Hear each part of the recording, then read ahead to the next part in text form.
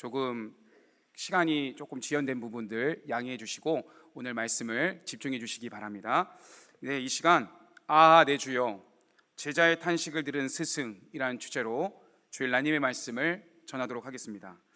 사랑하는 성도 여러분, 오늘 본문에는 이 두 종류의 위기가 등장합니다. 하나는 요단강가에 빠진 쇠도끼라는 일상의 위기이고요, 다른 하나는 도단성을 에워싼 아람 군대라는 거대한 위기입니다. 그런데 두 사건 속에서 제자와 사원은 정확히 똑같은 탄식을 하고 있습니다. 내 주여 어찌하리이까 라는 고백입니다. 이 탄식은 우리들이 마주하는 한계이자 절망의 목소리라고 할 수가 있겠습니다.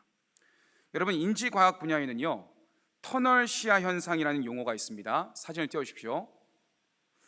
터널 시야 현상이라는 것은 이런 것입니다. 터널 속을 달릴 때에 출구만 동그랗게 보이고 주변은 어둡게 차단되는 것처럼 주변 시야가 사라지고 이 극도로 나의 시야는 좁아지는 현상을 터널 시야 현상이다, 이렇게 이야기를 합니다.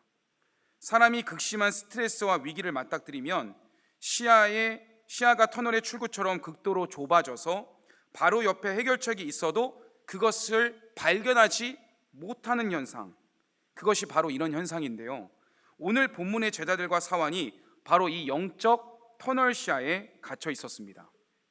당시 물속에 가라앉은 쇠도끼는 자신의 힘으로 건져낼 수 없었던 것이고, 북이스라엘의 도단성을 포위한 아람 군대는 내 힘으로 막을 수 없는 영역이었기 때문에 그렇습니다. 서로 크기는 다르지만 본질은 같은 문제입니다. 그런데요, 오늘 말씀이 저와 여러분에게 선포하는 핵심은 분명합니다. 우리의 좁아진 시야 너머에는 언제나 하나님의 위대한 역사가 이루어지고 있다는 사실입니다. 오늘 이 자리에 성도님들 중에는 분명히 일상에서 각자의 쇠도끼를 잃어버렸거나 도단성에 갇혀버린 기가 막힌 상황에 의해 탄식할 수밖에 없는 성도님들이 분명히 계실 거예요. 이 시간 저마다의 작고 큰 어떠한 문제에 놓여 있다 할지라도 하나님께서 어떻게 저와 여러분을 위해 역사하시는지 그 주님의 깊은 능력을 깨닫고 돌아가는 이 시간이 되기를 간절히 소원합니다. 자, 그렇다면 오늘 본문 말씀이 우리에게 주는 첫 번째 교훈은 무엇일까요? 첫째, 같이 읽겠습니다. 일상의 탄식을 들으시는 주님의 은혜를 붙잡아야 합니다. 우리는 흔히 하나님이라고 하면 뭔가 국가의 운명을 바꾸시거나 거대한 역사의 물줄기를 돌리시는 크고 위대하신 일에만 움직이시는 분이라고 오해하곤 합니다. 나의 소소한 고민이라든지 오늘 가정에서 겪은 갈등의 문제들, 그리고 당장 이번 달에 막아야 하는 작은 물질의 정도의 문제 같은 거는 하나님께 구하는 것이 송구스럽고 죄송해하는 성도님들이 계시는 것 같아요. 이러한 사소한 것까지 하나님을 번거롭게 해도 될까? 라는 고민을 하는 것이죠. 그런데 성도 여러분, 오늘 성경은 우리에게 말씀합니다. 하나님은 우리의 지극히 평범하고 작은 일상의 한숨소리에도 귀를 기울이시는 주님이시라는 사실입니다. 오늘 본문의 배경은요, 엘리사가 이끄는 선지자학교, 즉 신학교 공동체에서 일어난 사건이에요.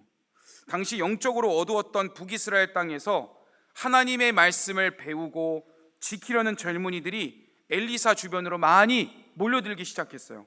1절을 보니까 제자들이 엘리사에게 이렇게 말하는데 1절, 2절 말씀 같이 읽어볼까요? 시작. 선지자의 제자들이 엘리사에게 이르되 보소서, 우리가 당신과 함께 거주하는 이곳이 우리에게는 좁으니 우리가 요단으로 가서 거기서 각각 한 제목을 가져다가 그곳에 우리가 거주할 처소를 세우사이다 하니 엘리사가 이르되 가라 하는지라. 여러분, 당시 신학교 장소가 너무 좁아질 만큼 공동체가 성장하니까 제자들은 스승에게 한 가지 제안을 했어요. 요단 강가로 가서 나무를 직접 베어다가 우리가 함께 거할 새로운 처소를 스스로 짓자는 제안이었습니다. 성도 여러분, 얼마나 건강하고 아름다운 헌신의 모습입니까? 그들이 직접 헌신하려고 하지 않습니까? 그렇다면 성도 여러분, 당시 엘리사 선지자를 따르며 말씀을 배우는 이 생도들이 과연 몇 명이나 되었을까요? 오늘 본문 앞장인 열왕기하 4장 말씀을 보시면 그 구체적인 신학생들의 인원수와 그들이 처했던 가슴 아픈 배경을 우리는 발견할 수가 있습니다. 당시 북이스라엘 땅에는 극심한 흉년이 찾아왔습니다.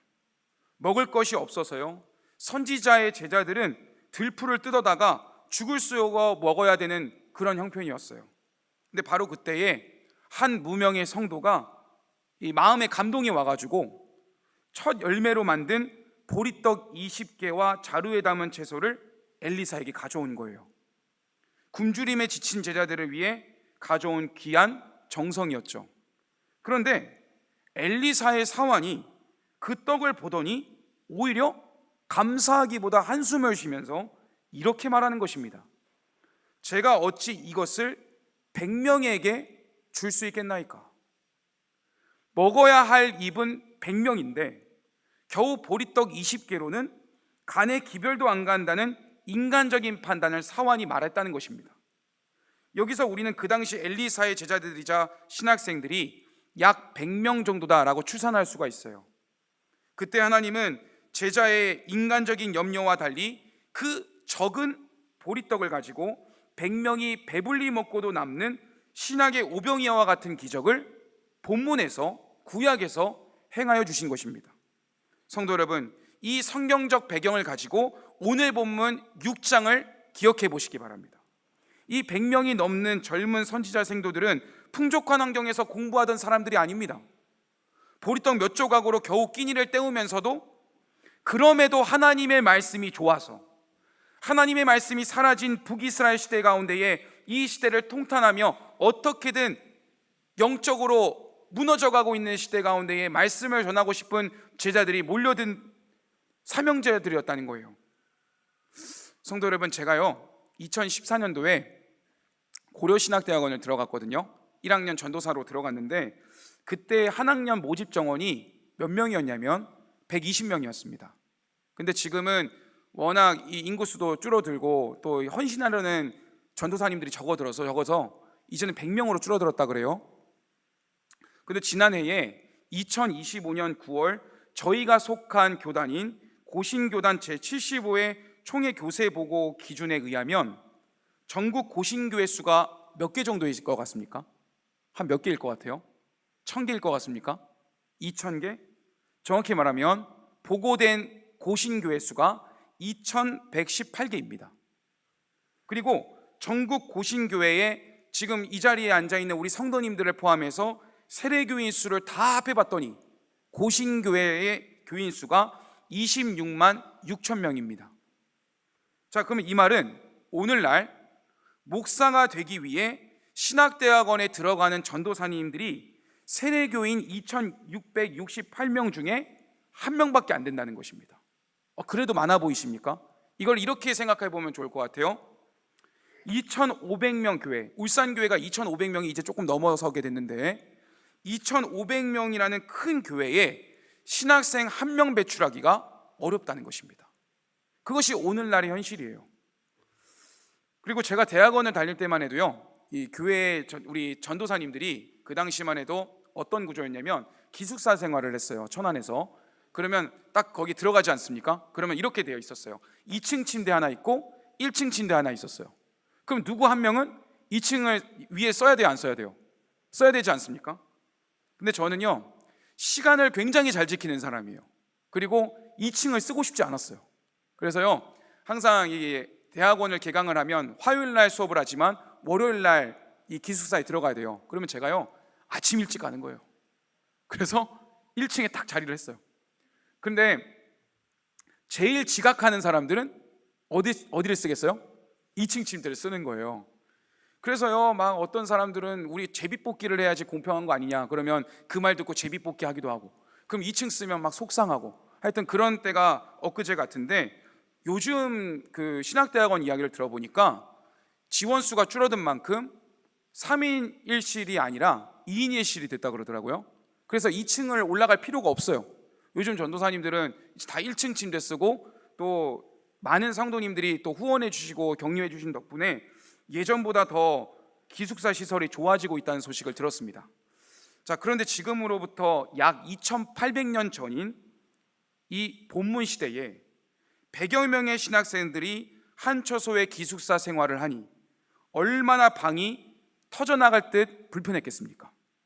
전국의 수많은 고신교회가 다음 세대 영적 지도자를 길러내기 위해 애쓰며 채우는 그 한 학년의 인원 전체가 100명인데 당시 엘리사 시대에는 흉년의 때고 다 이스라엘이 타락했던 시대였는데 한 기숙사방 교실에 빽빽하게 모여 임한 영적 군사가 몇 명이었다고요? 100명이었다는 거예요. 여러분, 이것을 볼 때 이 100명이 넘는 신도들은 너무나도 귀한 전도사들이다, 이렇게 생각해 볼 수가 있다는 것입니다. 사랑하는 성도 여러분, 그런데 그 거룩한 헌신의 현장에서 나무를 베다가 그만 쇠도끼가 물속에 빠지는 예기치 못한 인생의 위기를 한 명의 생도가 위기를 만나게 된 것입니다. 그때의 상황이 담긴 5절 말씀을 다 함께 읽어볼까요? 시작.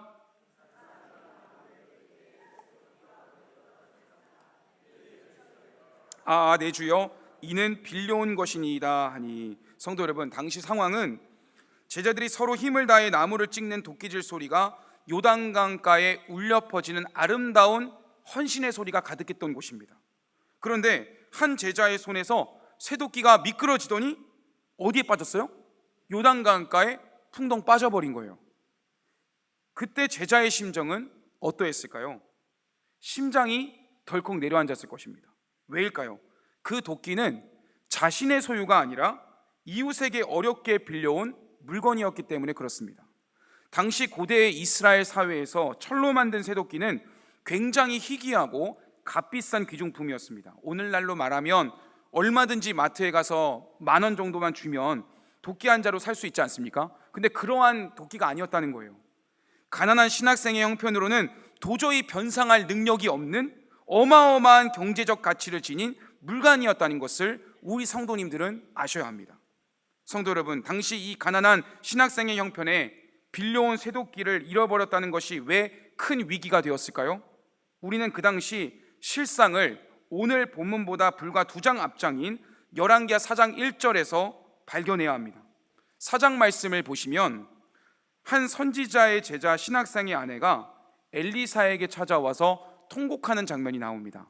해당 본문 열왕기하 4장 1절 말씀을 저와 함께 읽겠습니다. 시작. 선지자의 제자들의 아내 중에 한 여인이 엘리사에게 부르짖어 이르되 당신의 종 나의 남편이 이미 죽었는데 당신의 종이 여호와를 경외한 줄은 당신은 아시는 바니이다. 이제 빚준 사람이 와서 나의 두 아이를 데려가 그의 종을 삼고자 하나이다. 성도 여러분, 이것이 당시 선지자 학교 생도들이 마주했던 냉혹한 현실이었습니다. 가난한 신학생들이 공부를 하다가 혹은 주의 일을 하다가 빚을 지게 되면 그 빚을 갚지 못했을 때 빚쟁이들이 찾아와서 자녀들을 종으로 끌고 가버리던 무자비한 시대였다는 거예요. 그때 엘리사는 자식을 잃을 위기에 처한 이 아내를 외면하지 않았죠. 여인의 집에 남은 유일한 재산이었던 기름 한 병을 가지고 모든 이웃에게 빈 그릇을 빌려오라고 이야기합니다. 그리고 문을 닫고 그 모든 그릇에 기름을 붓게 하자 어떤 역사가 일어났습니까? 기름이 마르지 않고 모든 그릇에 차지 않습니까? 엘리사는 그 기름을 팔아 빚을 다 갚게 해주었고 남은 그 은혜로 말미암아 과부와 두 자녀가 종으로 팔려가지 않고 당당히 살아갈 수 있도록 완벽하게 문제를 해결해 주었단 말입니다. 다시 오늘 본문의 상황으로 돌아가 볼까요? 지금 요단강가에서 쇠도끼를 빠뜨린 이 젊은 제자의 머릿속에는 방금 전 세상을 떠난 동료인 신학생 가정의 참혹한 비극이 주마등처럼 스쳐 지나가는 것입니다. 이렇게 생각하는 거죠. 내 힘으로는 저 값비싼 쇠도끼 값을 변상할 길이 없는데 이제 나도 그 주인에게 붙잡혀 평생 종으로 살아가야 될 위기에 처한 것 아닌가? 라는 통곡을 하는 것이죠. 게다가 이 도끼는 이웃에게 어렵게 빌려온 것이지 않습니까? 주의 일을 하겠다고 나선 사명자가 이웃의 재산에 큰 피해를 입혔으니 하나님의 영광을 가렸다는 영적인 수치심과 신용의 상실이 그의 숨통을 조여왔던 것입니다. 그런데 바로 그 순간 엘리사는 영적 스승으로서 어떤 반응을 보였습니까? 성도 여러분, 6절과 7절 말씀을 제가 읽겠습니다. 하나님의 사람이 이르되 어디 빠졌느냐 하매 그곳을 보이는지라 엘리사가 나뭇가지를 베어 물에 던져 쇠도끼를 떠오르게 하고 이르되 너는 그것을 집으라 하니 그 사람이 손을 내밀어 그것을 집으니라. 성도 여러분, 제자가 쇠도끼를 빠뜨린 지점을 가르치자 엘리사가 어떤 행동을 했어요? 주변의 나뭇가지를 어떻게 했어요? 던지지 않습니까? 그랬더니 쇠도끼가 떠올랐습니다. 여러분, 이것은 사람의 계산과 상식으로는 도저히 불가능한 초자연적인 기적이 일어난 것입니다. 성도 여러분, 우리 하나님은 저와 여러분의 지극히 평범하고도 작은 일생의 한숨 소리에도 귀를 기울이시는 하나님이십니다. 아멘이신가요? 한 가지 예를 들어볼게요. 은하계 사진을 띄워주시기 바랍니다. 과학자들이 우주 망원경으로 우주를 관측한 결과 우리가 사는 은하계 너머에는 무려 2조 개가 넘는 거대한 은하들이 있다는 것을 알아냈습니다. 그런데 더 놀라운 사실이 있습니다. 온 우주의 행성들을 한치의 오차도 없이 주관하시는 전능하신 하나님께서는 우주 공간에서만 역사하시는 것이 아니라 나뭇잎 한 장까지도 상상할 수 없을 만큼 정밀하게 수놓으셨다는 사실입니다. 다음 사진 띄워주십시오. 여러분, 우리가 흔히 볼 수 있는 나뭇잎 한 장입니다. 그런데 식물학자들의 연구에 따르면 우리가 길가에서 흔히 보는 손바닥만한 한 나뭇잎 단 한 장 속에는 자그마치 5천만 개가 넘는 생명세포가 촘촘하게 살아 숨쉬고 있다고 합니다. 사람의 눈에는 그저 작은 초록색 잎사귀 한 장처럼 보이지만 하나님은 그 하찮아 보이는 작은 풀잎 공간 속에서도 수천만 개의 세포를 정밀하게 설계해 두셨다는 거예요. 사진 내려주십시오.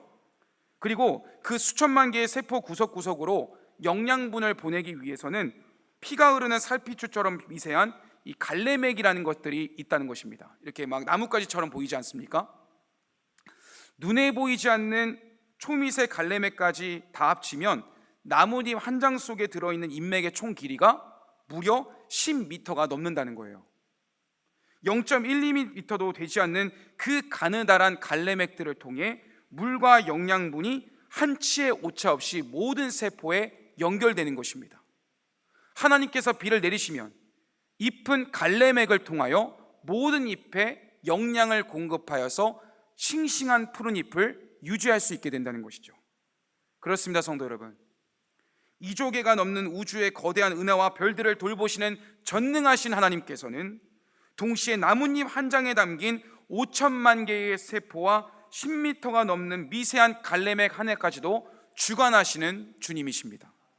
하물며 주님의 피값으로 사신 성도님들 한 분 한 분의 일상을 우리 주님께서 책임져 주시지 않으시겠습니까? 물리학에서 쇠의 밀도는요, 물보다 훨씬 높기 때문에 자연 상태에서 쇠가 물에 뜨는 것은 불가능합니다. 게다가 유속이 빠르고 흙탕물이 요동치는 요단강 바닥의 진흙수렁독 속에 빠진 쇠도끼는 절대 찾을 수 없는 거예요. 그러나 세상이 말하는 확률이 0%인 그 자리가 바로 하나님의 전능하심이 시작되는 무대가 되는 것입니다. 하나님은 이스라엘이라는 나라를 이끄시는 전능하신 하나님이시지만 동시에 오늘 여러분의 손에서 미끄러진 작은 쇠도끼 한 자루, 오늘 내 마음을 무겁게 짓누르는 사소한 걱정거리 하나까지도 절대로 놓치지 않으시는 주님이시라는 것을 잊지 마시기 바랍니다. 아멘. 우리 다음으로 둘째 같이 주제 읽어볼까요? 시작.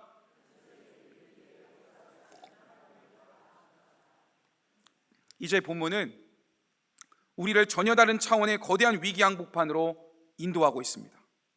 한 개인의 쇠도끼 사건의 사소한 문제를 넘어서서 이제는 우리가 속한 공동체 전체의 압도적인 정멸망의 현장으로 주님이 이끌고 계신다는 거예요. 오늘 본문 8절 이하를 보면 당시 북이스라엘을 끊임없이 침략하던 강력한 아람 국가의 왕이 이스라엘을 정복하기 위해 군사들과 극비리에 작전 회의를 열었습니다. 그리고 그들은 다음과 같이 계획을 세우는 거예요. 우리가 이번에는 여기에 진을 치고 매복해 있다가 이스라엘 왕을 기습하자. 성도 여러분, 인간적인 기준으로 보기에 더 강력했던 아람 군대의 계획은 완벽한 작전이었습니다. 그런데 아람 군대에게 이상한 일이 일어나는 거예요. 이상하게도 아람 군대가 길목에 진을 쳐서 이스라엘을 공격하려고 할 때마다 이스라엘 왕이 그 정보를 알아요, 몰라요? 다 아는 것입니다. 한두 번이 아니에요. 매번 작전이 유출되니까 아람 왕이 미칠 지경에 이르게 된 거죠. 11절을 보면요, 아람 왕이 신복들을 하나하나 다 의심하기 시작하면서 이렇게 호통을 쳤어요. 우리 중에 이스라엘 왕과 내통하는 간첩이 누구냐? 도대체 누가 우리의 국가 기밀을 저 이스라엘 백성들에게 알려주는 것이냐? 이랬을 때 한 신복이 하나님의 선지자를 알았던 것 같아요. 열왕기하 6장 12절을 띄워주십시오. 이렇게 이야기하는 것입니다. 그 신복 중에 한 사람이 이르되 우리 주 왕이여 아니로소이다. 오직 이스라엘 선지자 엘리사가 왕이 침실에서 하신 말씀을 이스라엘의 왕에게 고하나이다 하는지라. 성도 여러분, 아람 군대의 완벽한 작전이 무산된 이유는 그 안에 침투한 간첩 때문이 아니었습니다. 왕의 침실에서 은밀하게 속삭이는 군사의 기밀까지 하나님께서 친히 엘리사 선지자를 통해 북이스라엘에게 알려주었기 때문에 그 일이 탈로 났던 것입니다. 준비한 사진을 한번 띄워주십시오. 여러분, 이것이 어떤 사진입니까? 미사일이죠, 그렇죠? 오늘날 현대 전쟁법의 핵심 원리 중에는 이런 원리가 있습니다. 미리 상대 적군의 미사일 공격을 예측하여 요격하는 킬체인과 중층 방어 시스템이라는 것이 있습니다. 적이 미사일을 쏘기 전에 징후를 포착하여 선제 타격하거나 발사된 미사일을 고도별로 나누어 여러 번 요격하는 기술을 말하는 것인데요, 예측된 경로로 요격 미사일을 발사하여 공중에서 직접 충돌시켜서 적군의 미사일을 파기시켜버리는 것이죠. 최초의 요격전이었던 1991년 걸프전을 간단하게 말씀을 드리면, 그때 당시 미국 패트리어트 PAC-2 미사일이 이라크의 스커드 미사일을 세계 최초로 요격했습니다. 근데 전쟁 후에 이 미국의 의회와 외부 전문가가 정밀 조사를 했는데 그때 당시 요격 성공률이 10% 미만이었대요. 그러니까 이때 걸프전에서 10% 미만의 확률로 성공을 해서 그 전쟁을 승리로 이끌 수 있었다는 것이죠. 그러면 성도 여러분, 오늘날 현대 최첨단 요격 시스템은 어떠할까요? 현재 이스라엘에는요, 모두 적의 미사일이나 로켓을 공중에서 맞추어 떨어뜨릴 수 있는 대표적인 요격 미사일 아이언돔이 개발이 되었는데, 이 미사일의 요격 성공률이 몇 퍼센트인 줄 아십니까? 80에서 90%입니다. 그러면 많은 좋은 확률로 높아졌다고 생각할지 모르겠지만, 직접 전쟁에 이르게 되었을 때 10발 중에 한두 발은 실패한다는 것입니다. 성도 여러분, 이처럼 인간의 시스템이라는 것은 레이더 사각지대 및 기계적 오류라는 변수 앞에서 결코 100% 완벽할 수 없다는 것입니다. 이처럼 인간이 만든 가장 완벽해 보이는 요격 시스템마저도 결국 오차가 존재할 수밖에 없는 실패의 두려움을 안고 가야 된다는 거예요. 그러나 열왕기하 6장에 나타난 하나님의 영적 요격 시스템은 한치의 오차가 없습니다. 100% 완벽한 것입니다. 인간의 군사 위성은 지상에 드러난 화염만 잡을 수 있지만, 하나님의 영적 레이더는 사람의 감추어진 마음과 은밀한 방 안의 대화까지 실시간으로 탐지하시는 것입니다. 그 전능하신 하나님이 누구의 하나님이십니까? 저와 여러분의 하나님이신 줄로 믿습니다. 이 사실을 알게 된 아람 왕이 큰 충격에 빠진 거예요.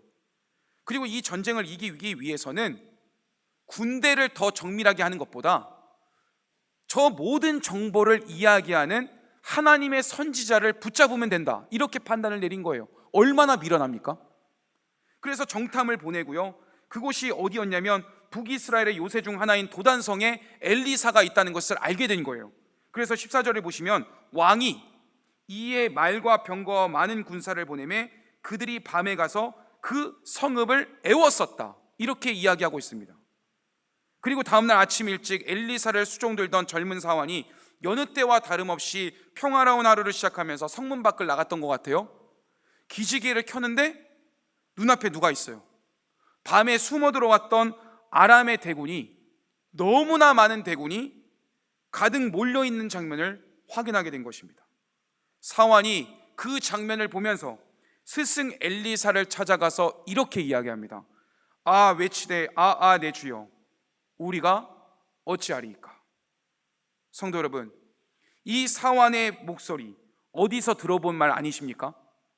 조금 전 우리가 첫 번째 주제에서 살펴보았던 요단강가에서 쇠도끼를 빠뜨린 제자가 말했던 한숨과 똑같은 고백을 말하고 있는 것입니다. 내 주여, 우리가 어찌하리이까? 여러분, 이것은 오늘날 저와 여러분이 말하는 탄식과 똑같은 공통점이 있습니다. 우리도 예기치 못한 어려움이 찾아올 때에 이런 탄식을 할 때가 있지 않습니까? 하나님이 우리와 함께 하시는 것을 알면서도 하나님, 큰일 났습니다. 어떻게 하면 좋겠습니까? 이렇게 불평할 때가 있다는 거예요.